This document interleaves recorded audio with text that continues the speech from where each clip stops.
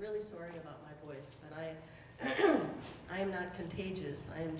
I haven't coughed all day. I started coughing 2 minutes ago, of course. I'm talking to you. So I'm delighted to be here. Thank you very much. Today I'm going to talk about the history of slavery in Rhode Island with particular attention to the Narragansett country and South Kingstown. It's a county-wide story in a lot of ways, although of course there are particularities that go with South Kingstown. First of all, just why is it important to tell this story, to make this history visible on the landscape, more visible than it already is? One reason is that the general history of our nation and our state is incomplete without the history of African Americans.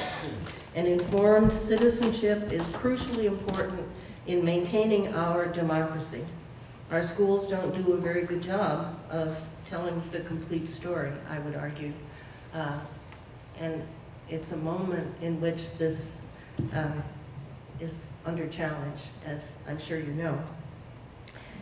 Why is this important? It's important because the slave trade and the labor of enslaved people were principally responsible for the maritime commercial success of colonial and early national Rhode Island. Leaving it out makes this success incomprehensible, really. It also allows us to ignore the enormous contribution made by generations of people of color. A second reason that this is important is that the widely different economic, educational, and employment opportunities experienced by many people of color in Rhode Island today are in some ways legacies of a long history of enslavement, of very reluctant emancipation, and I will talk about its reluctance, and the poisonous ideas about difference that were spawned by these conditions. These ideas are always reshaping themselves in new contexts, but they originate in history and in what I would call a willful amnesia, a constructed amnesia about slavery.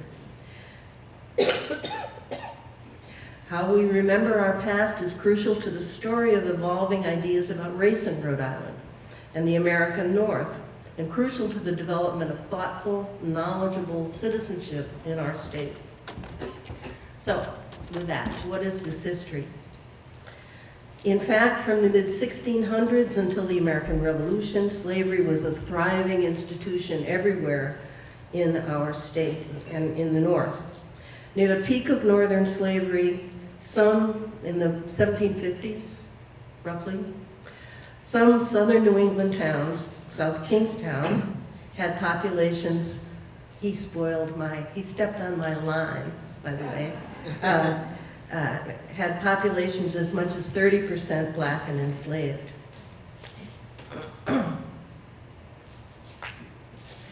The slave trade, local slavery, and Caribbean slavery were crucial to the economic, social, and cultural development of every northern state, especially Rhode Island.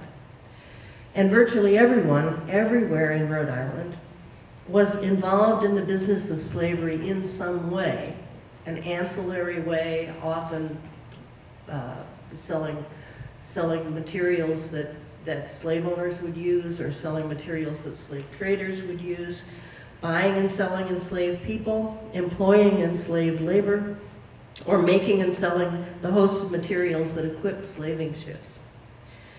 So let's talk about the slave trade first, the purchase and slave of captives as unwilling laborers.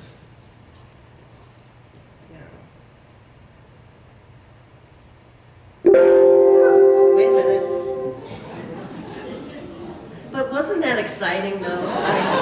You know, it's a moment, right?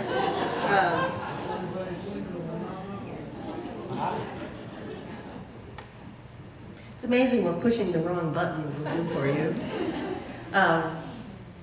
The slave trade. The story begins not with African captives, but with indigenous captives. The Pequot War of 1637 brought many captives into English hands. The English distributed the captive native and women and children among English households and the households of their Indian allies, but they shipped out the men to the sugar islands of the West Indies. And this is an auction book. You probably can't see it very well, but that's an auction book, and then my typescript of it showing the values of various, a boy, a girl. And notice that English people are beginning to use indigenous words interchangeably with English words. So you've got the word squaws, and then you've got infants, but then you've got papooses down here. This language is becoming mixed. In the course of King Philip's War, Metacom's War, in 1676, more than 2,000 Wampanoag, Narragansett, and other Indian captives were reduced to servitude. 2,000. 3/4 were distributed among New England households, and about 1/4 were sold in the West Indies. And again, some were exchanged for Africans. Meanwhile, Africans had entered the picture in 1638, when a privateer named William Pierce left Salem, Massachusetts, in the ship Desire, perfect name for this ship, and bound for the West Indies with 17 Pequot captives, whom he exchanged at Providence Island in the Bahamas for, quote, some cotton and tobacco and Negroes. These exchanges of indigenous people for Africans whetted the English colonists' appetites for African slaves. They began manufacturing rum to trade for captives on the African coast, whom they transported to the West Indies, where they raised sugarcane, processed it into molasses, transported to New England to be made into rum, the infamous triangular trade. By 1770, there were over 150 rum distilleries in New England, more than 30 in Rhode Island, and New England was importing 6.5 million gallons of West Indian molasses, turning it into 5 million gallons of rum annually. A lot of it went to Africa. A lot of it was also drunk here. You should know. People didn't trust water, and in fact, much water was brackish, whereas rum wasn't brackish. So New Englanders had a buzz on a lot of the time. Overall, about 0.5 million Africans entered North America, including many from the Caribbean, during the legal slave trade. Whoops. So there's an estimated number directly from Africa to North America, Africa to New England, Caribbean to New England, total number imported to New England, about 14,000, 15,000 maybe. The slave trade, local slavery, and Caribbean slavery were crucial to the economic, social, and cultural development of every northern state, especially Rhode Island. Virtually everyone, everywhere in Rhode Island, here and elsewhere, was involved in the business of slavery, whether buying and selling enslaved people, employing enslaved labor, or making and selling the host of materials that equipped the slaving ships. So let's talk about the slave trade. Oh, I'm sorry. The tail end of a cold is not better than the beginning of a cold. It's just different, you know. So,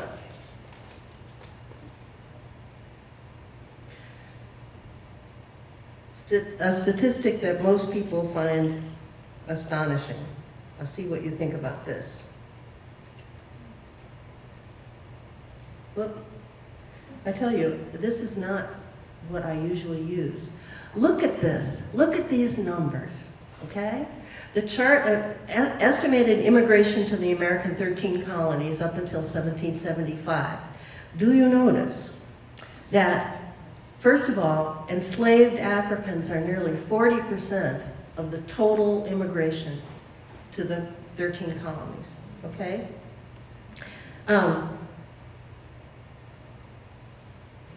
It's also the case that if you look at enslaved people, convicts who are not free, prisoners who are not free, indentured servants who are not free, okay, that only 28% of the people who came here were actually free people.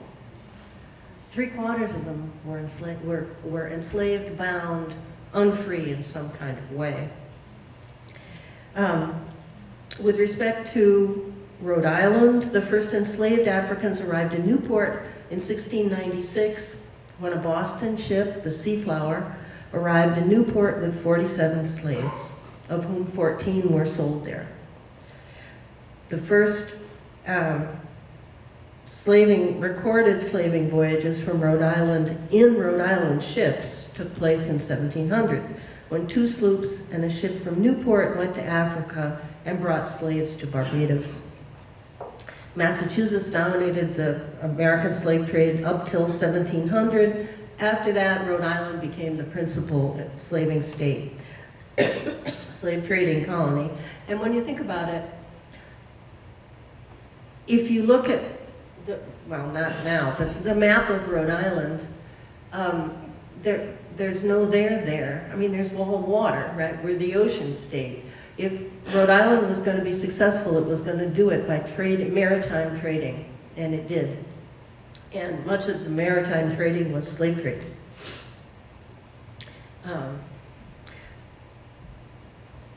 Between 1644 and the end of 1807, when the legal slave trade closed, and that's another story, there's a long continuing illegal slave trade. North American ships had made 2,000 slaving voyages and had brought 250,000 slaves to the Americas. At least half of these voyages, more than 1,000, were made by Rhode Island slavers. And South Kingstown people invested in the slave trade. Why is it that a boat isn't owned by a particular person? Because the slave trade is dangerous. Boats, there are slave revolts, there are storms, boats go down. Having a boat entirely owned by one man was not a good idea, so you sold shares. And so many South Kingstown people bought shares in I was fine an hour ago, I really was, sorry.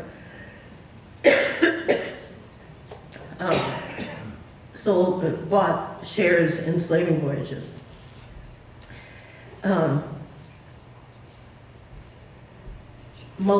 So as I said, multiple ownership was the rule, especially before the Revolution. Oh, and beside boats going down and slave revolts, there was a high rate of disease and the ever-present possibility of revolts. Here's the log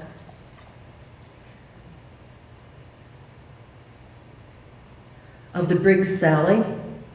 This is kind of a famous one, owned by the Browns, Nicholas Brown and Company, Captain Isaac Hopkins in command. 1764, 1765, of 196 African captives purchased, 106 died during the voyage. And you'll notice, died,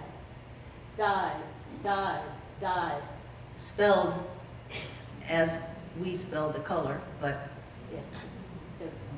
all people died. And here's one, died of his wounds in the revolt, there was a slave revolt, and at least one person died from that.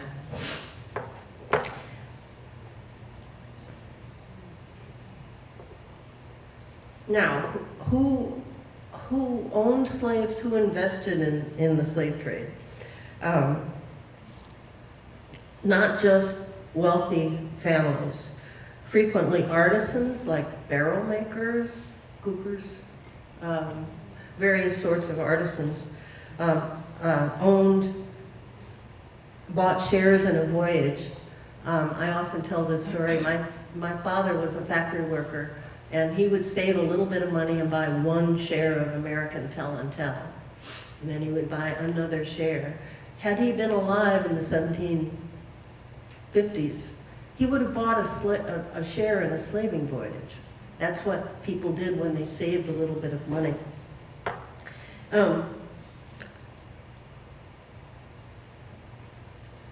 We also need to remember that ownership and investment in slaving voyages was widespread across the colony and the state, not confined to Newport or Bristol or South Kingstown.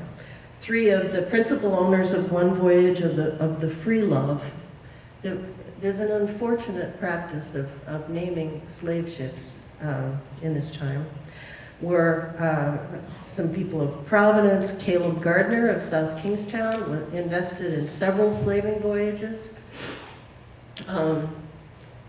again, along with Newport and Bristol traders.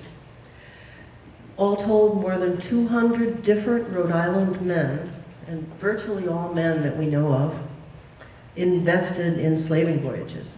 Half of them invested in only one voyage, but over 60% of the voyages were financed by 25 of these men, 50% by just 10 men, including old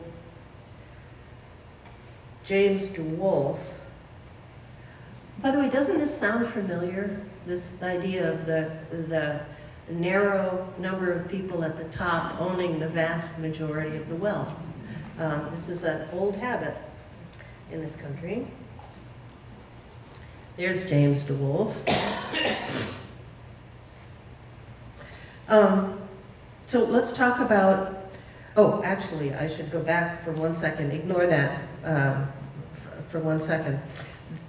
Think about the aspects of the Rhode Island economy that were involved in and profited from the slave trade. The earliest banks in Rhode Island were capitalized in the 1790s with the profits of slaving. Some of you will like this more than others.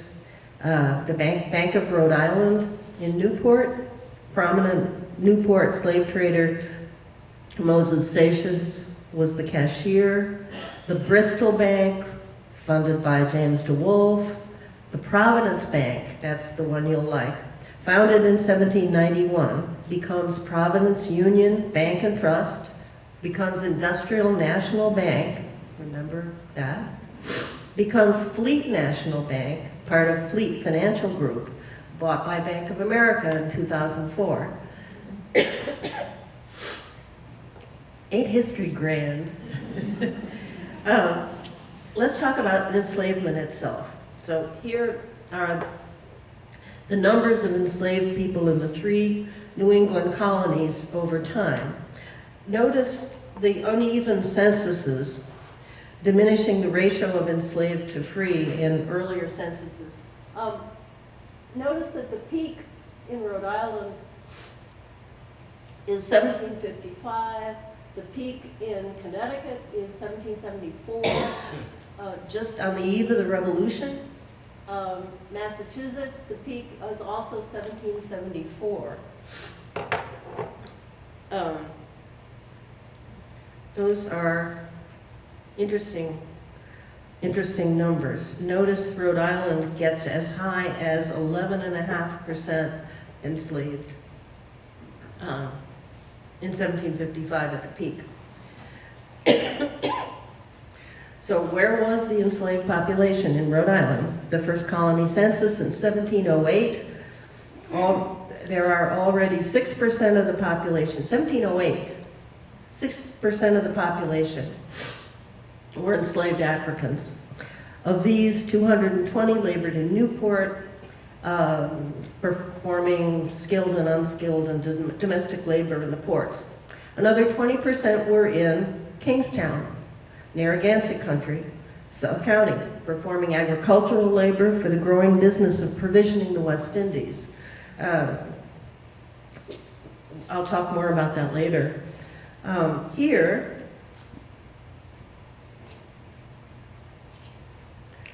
is the enslaved population in Rhode Island. Notice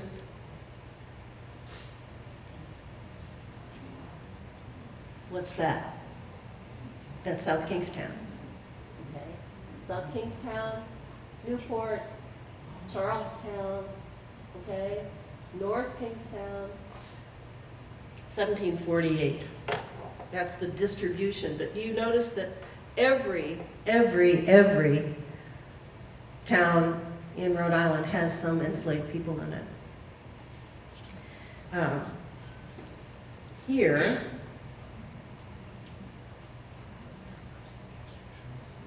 is the distribution in 1755. By now, we have more enslaved people. The different colors, the pale pink is girls, the red is women, the light blue is boys. It's disturbing, isn't it? Using pink and blue. Sorry, I need to fix that. And the dark blue are men. Okay.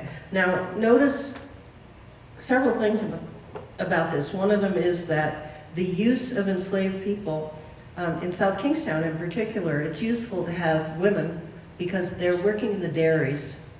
They're making the cheese. So, and the cheese is being, as you know, we'll see that in a minute, that being shipped to the West Indies. Why? Because you can't keep milk. It doesn't keep. But what keeps? Cheese. It gets better the older it gets. And so it gets turned into cheese and sent to the West Indies.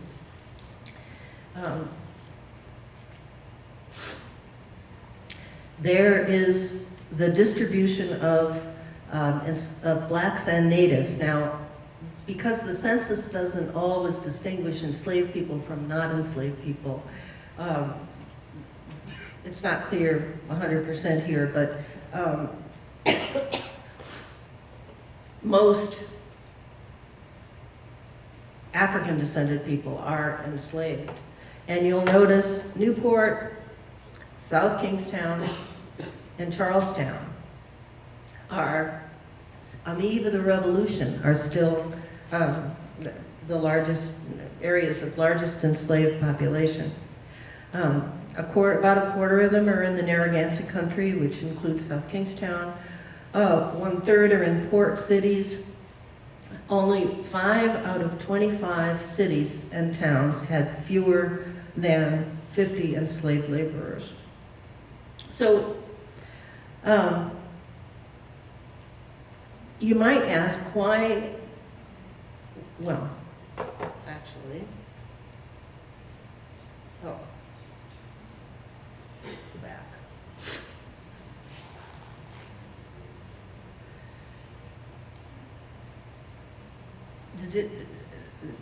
The eve of the Revolution I just talked about.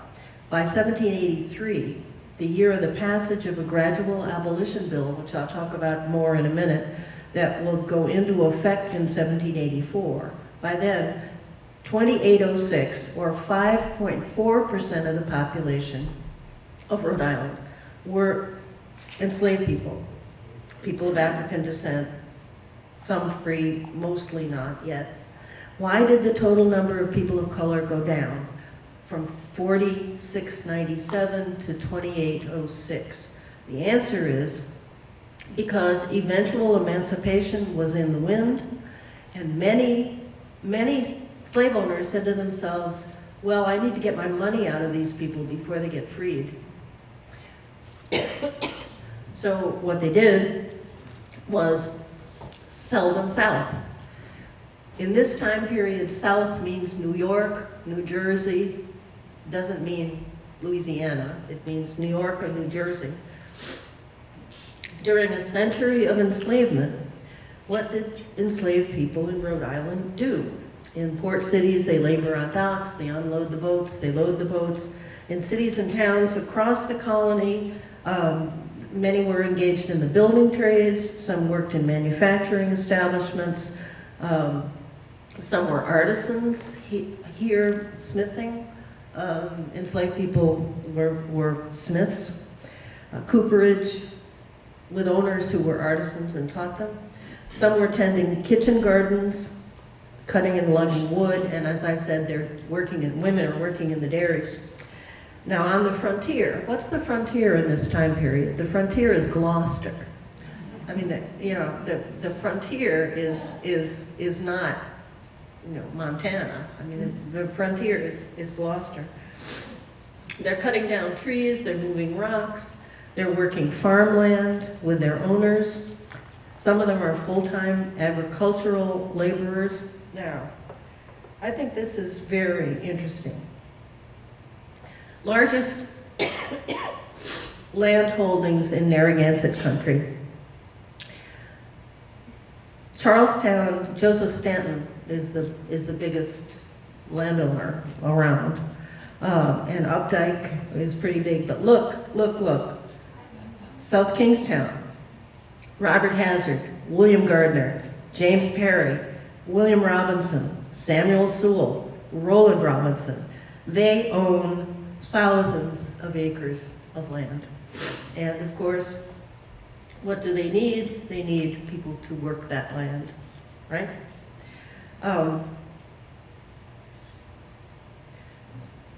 So, what is the second most commercially successful element of the Rhode Island economy? One of them is the slave trade, but the other is provisioning trades to the West Indies. And I think that's very interesting because here you have who's doing the agricultural work that's producing that stuff that is going to the West Indies?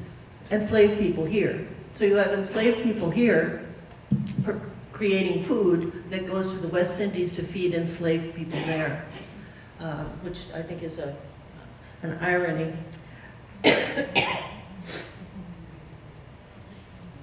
Now, and Erica Luke from South County History Center had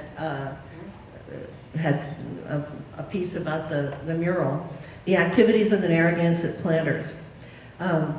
Look at the enslaved people, look at the kind of every economic element that enslaved people are associated with is represented in that mural. Many of you will remember when it used to be in the Wakefield Post Office. I did an experiment, and for a whole winter, because I wasn't interested in tourists, I was interested in people who lived here. And so I would hang out in the post office and stand in line and ask people, why is there that mural about slavery? And what was really interesting to me is the majority of white people said, oh, I guess it's Southern.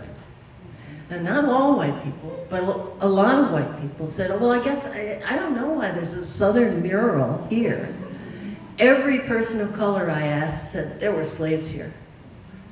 I never asked a person of color standing in line in the post office who didn't know the answer to that question. I thought that was very, very interesting. That's Ernest Hamlin Baker, the artist who did that mural. This is a case of enslaved workers in Rhode Island laboring to feed other enslaved laborers in the West Indies. They grew cattle, sheep, horses, and the women worked in the dairies. The horse thing, so I taught for a long time at the University of Kentucky, and in Lexington, Kentucky. And Lexington, Kentucky is, of course, the center of horse breeding not some racing, but horse breeding. And the Museum of the Horse is there. And so I went there when I first started teaching in Kentucky. And there's a passageway that goes up a ramp, kind of, and there are images. And the first image is an image of Reverend James McSparrow, who was the minister of Old Narragansett Church, the Anglican. So I'm looking at that, and he's in my book and stuff, and so I looked at the plaque up there, and the plaque said, Rhode Island, America's first bluegrass. Isn't that interesting? It says that. I mean, you go there now. America's first bluegrass, and they talked about the Narragansett Pacer, and now it's extinct, and it was raised as a gentleman and ladies riding horse and so forth.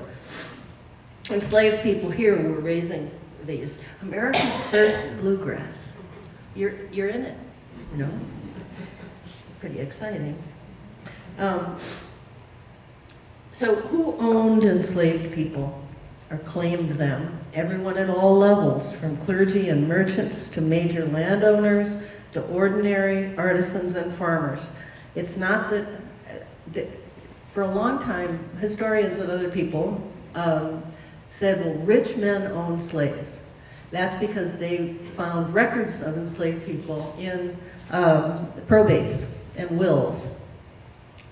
People died, left slaves. Then they started looking at journals and other kinds of documents and realized it's not that rich men owned slaves, it's that slaves made men rich. And you would see records of people starting their diaries, they're 30 years old, their son has died, they buy a slave, they buy another slave, slavery made men rich. So enslavement in Narragansett country tells us a lot about what many of us know as the myth of mild slavery. For a long time, the idea was, well, in the South, they beat the crap out of them and they're doing hard labor, whereas in New England, it's light work. And first of all, what's one of the things they're doing? They're cutting down trees, but they're digging rocks. And any of you who have dug rocks, when you dig up a rock, what do you find under it? Another rock, absolutely. Who's doing that work? Enslaved people are doing that work. Here's a fugitive slave notice. I own the original because it was on eBay years and years ago, and because it had the word Kingstown in it, notice he's run away, North Kingstown, I think people thought, oh, it's Jamaica. No, it's not Jamaica, it's here. So I got it for less than a whole mortgage on my house, but I was so thrilled to get it. It's a fugitive notice. He has a scar on one of his knees. Fugitive slave notices for fugitives in New England and Rhode Island in particular identify people. Of course, they don't know about fingerprints and there are no photographs, so how are they identifying people? It's a remarkable number of people who are identified by their scars, and their scars are widespread over their bodies. If there's mild slavery in New England, why are these people so scarred?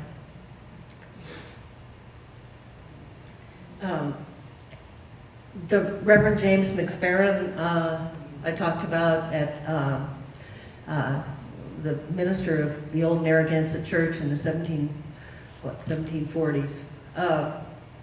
He had a slave named Hannibal who ran away, and several times. So what he did, again, the myth of mild slavery. What did he do? He got angry because Hannibal kept running away. And so he put pothooks around his neck so that he couldn't escape easily. Now think about that. Mild slavery? I don't think so.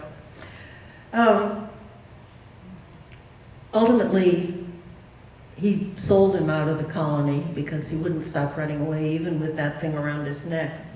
So Hannibal's treatment begs the question, what did slavery mean to slaves? What was slavery like? It's a sort of ontological problem. People are both people and property. Now, in fact, enslaved people were never regarded as objects. They were sold, but so were indentured people, their time was sold. You do not have your children raised and taken care of by people you regard as objects. So they don't really regard them as objects.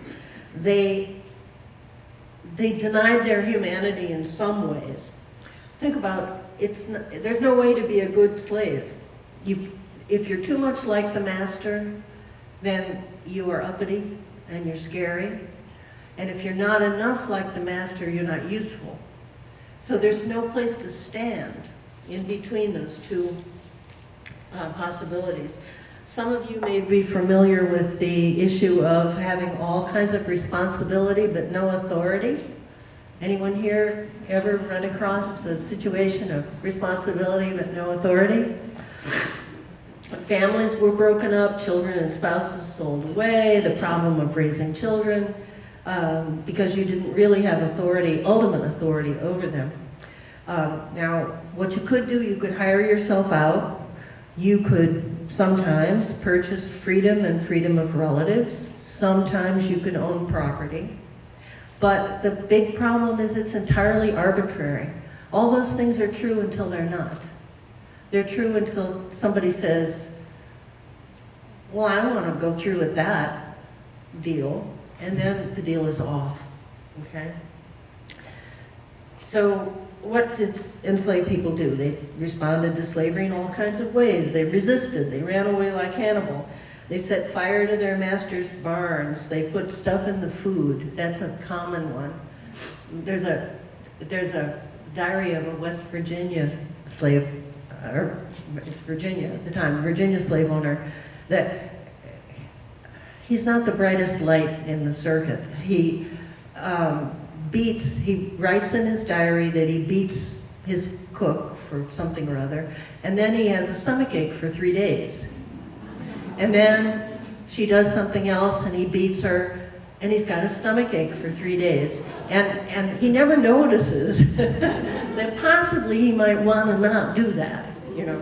Well, that happens in New England as well. They broke implements. They took too long to run errands. And mostly they endured. They endured. That's why I think this whole South Kingstown 300th, it's a story of persistence, it's a story of endurance, it's a story of survival. So, if slavery was such a strong institution, why didn't it go on forever? I want to talk about emancipation for a minute. There's growing criticism on the part of Quakers and others. There's the revolutionary natural rights argument, but during the revolution, but the revolution is about the sanctity of property, so that's a two-sided question. There's the necessity of arming slaves. In 1778, the Rhode Island Assembly voted to offer 120 pounds compensation to masters who would enlist their slaves. School books that talk about this, or books that talk about it, don't mention the fact, think about that, 120 pounds to enlist your enslaved person in the army. That's buying a mercenary army. There's no difference between doing that and all the stuff we hear about the Hessians. You know, those Hessians are mercenaries. Well, it's a mercenary army. It's also fascinating, well, in a second. So the Rhode Island 1st Regiment, about 100 men enslaved under this law, another 44 enslaved men, a batch of them fought with distinction at the Battle of Bloody Run Brook, the Battle of Rhode Island in Portsmouth, holding the line against 3 assaults by Hessian forces, which I think is ironic. Mercenaries against mercenaries. And if you look at the petitions to the legislature, to the Rhode Island legislature, after the Revolution, there's something very consistent. There are many things that are very consistent about Rhode Island, but one of them, the petitions to the legislature, where's my 120 pounds? Where's my 120 pounds? I enlisted my enslaved guy, where's my money? Well, there's no money after the Revolution, so they don't get paid, but they petition the legislature for the slave owners for their money. So enlisting slaves is one chink in the armor of slavery in Rhode Island. Although after 4 months, the opposition among slave owners led to the repeal of the law, interestingly.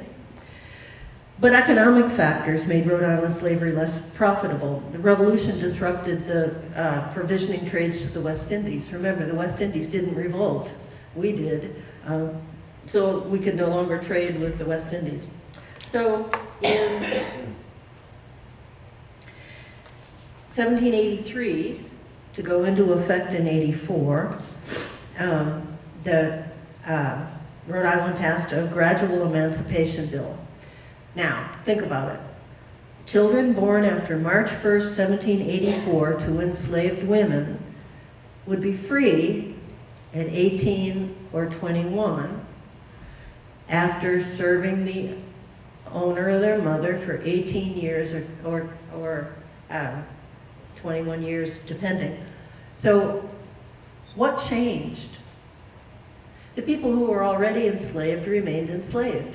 The people born to enslaved people were going to be free in 18 or 21 years. Nothing changed. Nothing changed.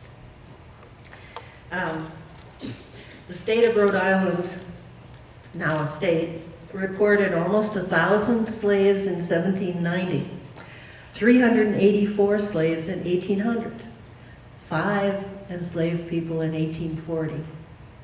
In 1842, the new Rhode Island Constitution finally actually abolished slavery. But there was, and interestingly, you know, at the Constitutional Convention in 1787, James Madison reported that the chief disagreement was between the free states and the slave states. There are 1,000 enslaved people working in the free state of Rhode Island at that time. There were 3,000 enslaved people working in the free state of Connecticut. There's a certain hypocrisy here, perhaps. There was great resistance on the part of whites to black freedom. Racism, I would argue, racism became the management device that replaced slavery. Think about that. It became the management device that replaced slavery for controlling black people. The New England states called themselves the free states very quickly. This is the amnesia that I talk about. It erases the history of slavery. Slavery was never fully acknowledged. It has begun to be again. But the amnesia, the way in which because for so long there were still enslaved people until the ones still enslaved died and so forth, that white people could see a black person and fondly imagine that person to be a slave. And that allowed white people to kind of map onto a population, a growing population of free people of color, a set of a language and a whole set of attitudes developed in the course of their enslavement.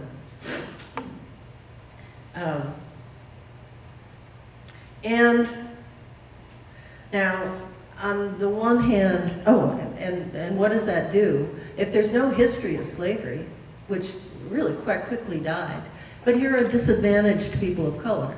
Well, it must be their own inferiority, right? So this amnesia produced a form of racism that I would argue we still see pieces of today. Free people of color struggled for respectability. They built their own churches, and they built their own schools. They worked as laborers, but also artisans. They held a series of national conventions. But white people saw free blacks as a problem. Now, not everywhere and always. In South Kingstown, I mean, the Fairweathers were metal workers who were used. It's not the case that everywhere there was hostility toward people of color, or a great degree of it. But white people generally saw free blacks as a problem. They responded with hostility and ridicule. Here's a piece in the Providence Beacon. In 1824, our black population, naturally vicious and wicked, and having no character to sustain or lose. It's a matter, and blah, blah, blah, an appalling spectacle of profligate and abandoned. I mean, that kind of language was being used about free people of color in public documents everywhere.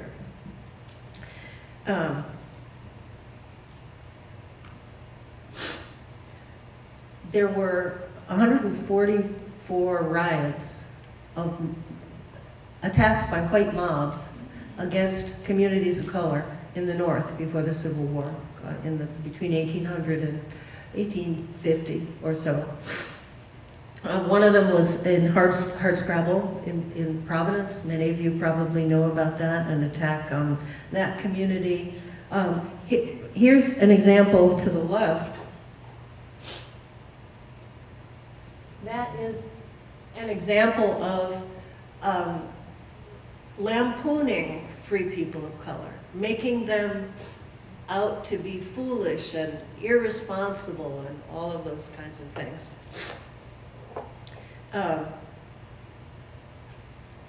And as I say, whites also responded with violence.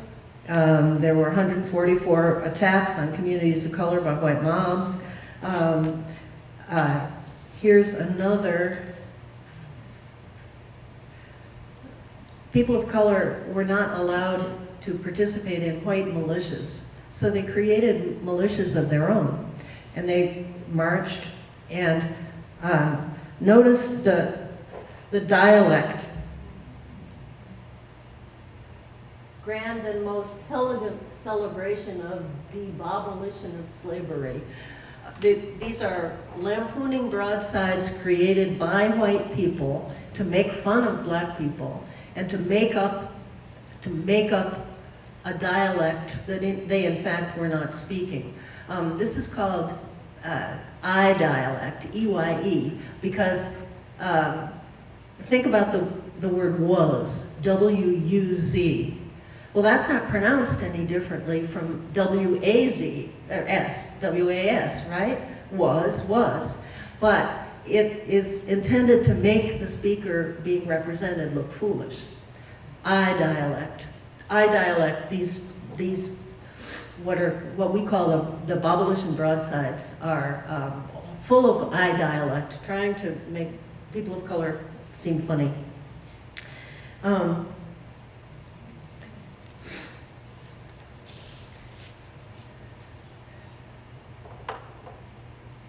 Now, in South Kingstown, free people of color actually did better than in many other towns. They were kind of a few famous free people of color who wandered around and did various things and were reported on in very reasonably respectful ways. Many owned property. Now here, Matunic Hills, okay? Now, if you will notice, well, it's so blurry, I'm sorry, but there are all kinds of formerly enslaved people who own property there. It's also the case that, so they own property, and they don't own property in all towns in Rhode Island. And so that's a good thing, right? On the other hand, Carter Whaley's history of South Kingstown talks about in this map, that's a Carter Whaley map, he shows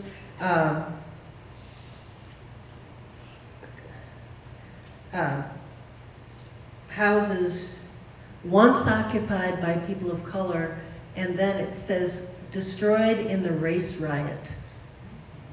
And I've wanted to look into this. I haven't had a chance to do that yet, but I want to know, what was the race riot? When was the race riot? This community of color was attacked in Matunic, according to Carter Whaley anyway. And it would be hard to, I mean, you can't just wander into people's property and say, hi, with a shovel, and say, hi, I want to dig around and see if I can find the foundations of these houses. But there was something awry down in Matunic Hills, which was, as I say, a large community of free people of color. Just quickly, as the role of slavery and the slave trade was being forgotten while racism rose, New England began its next phase, its rise as an industrial power. Yes? The rise was also on the rise on the backs of enslaved people of color. This time, Southern enslaved people of color who were picking the cotton that goes into the cotton mills, and they are also the ultimate recipients of what was known as Negro cloth that was made here and shipped to slave owners to clothe their slaves. In 1807, there were 15 mills, automated mills, in the nation. 1807. In 1831, there were 795, nearly all in New England. In that year, a report authored by the Committee on Manufactures of the American Congress stated that New England industries consumed, quote, 78 million pounds of cotton fiber per year, all grown and picked by enslaved people in the South. There was a mill at every fall of water. In New England, there's a detail of factory sites in South Kingstown, Peacedale, Wakefield, Rocky Brook, lots and lots of factory sites. These did not all process cotton. There was also Negro cloth. Negro cloth was woolen cloth woven on either linen or cotton warp, okay? Sold to Southern planters to clothe their slaves. Now you may ask, why would Southern planters, Alabama, really woolen cloth? Because it wears forever. It's itchy, it's horrible, and it wears forever. And that's why it was very popular. Rhode Island was the leader in producing Negro cloth. In 1850, 79% of Rhode Island's woolen production was Negro cloth, 7 million yards made in 33 mills, and the hazards of South Kingstown were arguably the nation's foremost producer of Negro cloth. And you might find this interesting. Those are samples of Negro cloth. That's what Negro cloth looked like. Those are samples sent to the hazards by Southern slave owners saying, can you make this? Can you make this? Okay?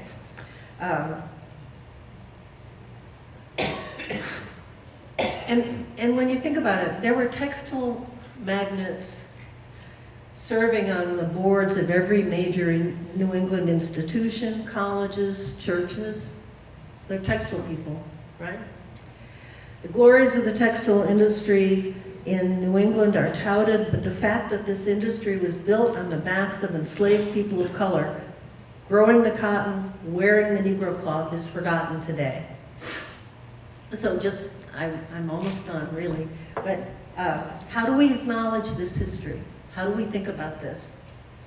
I want to show you one historical effort to do that in one town in Rhode Island. Around the turn of, not here, to my knowledge, there is no public acknowledgement here.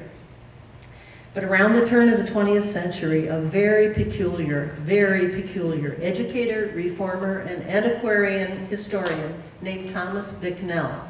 Any of you ever heard of Thomas Bicknell? He was doing a history of Barrington. He lived there, and he discovered there had been slaves in Barrington, and several of them had been named Bicknell. Well, this was a problem, right? What to do, what to do? He conceived of the idea of creating a memorial to these slaves, raised money for it, planned an elaborate program for its dedication. There's the monument, 1903, Memorial to the Negro Slaves of Barrington, in memory of the slaves and their descendants who faithfully served Barrington families, okay? The idea of the word family being, of course, he means white people, right? This thing was set in place in an elaborate ceremony with public officials speaking. I have a program from this event. School children were let out of school to come. There were scriptural readings. There were all these songs. It was a big deal. And when I went looking for this monument around 1993, 90 years later, I asked everybody in the nearby library and town hall, which are right on two sides of Princess Hill Cemetery, where I could find it, and no one had ever heard of it. Amnesia, I would argue, is persistent and it's costly. Since 1800, it has been possible for white people here to see people of color disproportionately disadvantaged and absent a history of enslavement to explain it and say, well, it must be their own inferiority. I would argue that amnesia supports a kind of unthinking racism. Knowing our own history helps dispel it. Thank you.